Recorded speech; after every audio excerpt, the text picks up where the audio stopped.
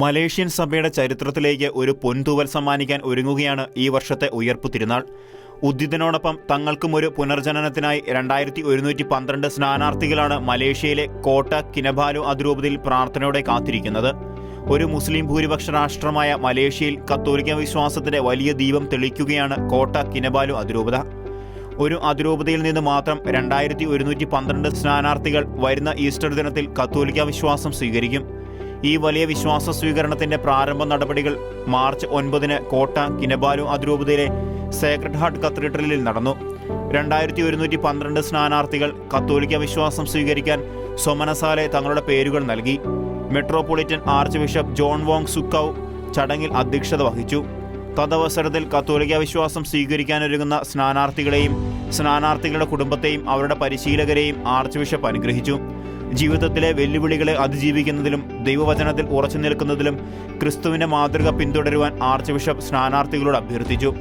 ദൈനംദിന ക്രിസ്തീയ ജീവിതത്തിലൂടെ ആത്മീയ വളർച്ചയും സന്നദ്ധതയും പ്രകടമാക്കണമെന്ന് ഓർമ്മിപ്പിച്ച ആർച്ച് ബിഷപ്പ് പ്രാർത്ഥനയിൽ ക്ഷമ കാണിക്കാനും മറ്റുള്ളവരെ സഹായിക്കാനും ദൈവഹിതത്തോടുള്ള അനുസരണം, ക്രിസ്തുവിന്റെ പ്രബോധനങ്ങൾക്കനുസൃതമായി ധാർമ്മിക ജീവിതം നയിക്കൽ എന്നിവ ഉൾപ്പെടുന്നുവെന്ന് കൂട്ടിച്ചേർത്തു.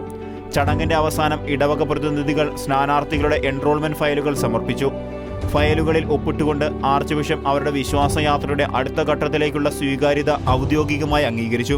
ഈസ്റ്റർ ജാഗരണവേളയിൽ മാമോദീസ സ്വീകരണത്തോടെ സ്നാനാർത്ഥികൾ കത്തോലിക്കരായി മാറുന്നു.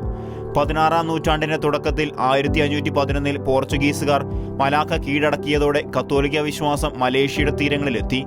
പോർച്ചുഗീസുകാരെ പിന്തുടർന്ന് ജെസ്യൂട്ടുകളും ഫ്രാൻസിസ്കന്മാരും രാജ്യത്തെ സുവിശേഷവൽക്കരണ പ്രവർത്തനങ്ങൾ ഏറ്റെടുത്തു. പ്രദേശത്ത് സുവിശേഷ പ്രഘോഷണം നടത്തിയ മിഷണറിമാരിൽ വിശുദ്ധ ഫ്രാൻസിസ് സേവ്യറും ഉൾപ്പെടുന്നു. മലേഷ്യയിലെ കത്തോലിക്ക സഭ കാലാനുസൃതമായി തകർച്ചയും പുനർജീവനവും നേരിട്ടു. രണ്ടാം ലോക മഹായുദ്ധത്തിനു ശേഷം കൂടുതൽ ഇടവകകളും സ്കൂളുകളും വന്നതോടെ മലേഷ്യയിലെ കത്തോലിക്ക വിശ്വാസം ഒരു പുനർജീവന കാലഘട്ടത്തിലേക്ക് പ്രവേശിച്ചു. ഇന്ന് വിദ്യാഭ്യാസം, ആരോഗ്യ സംരക്ഷണം, സാമൂഹിക ക്ഷേമം എന്നിവയിലെ സംഭാവനകൾക്ക് മലേഷ്യയിലെ കത്തോലിക്ക സഭ അംഗീകരിക്കപ്പെട്ടിരിക്കുന്നു.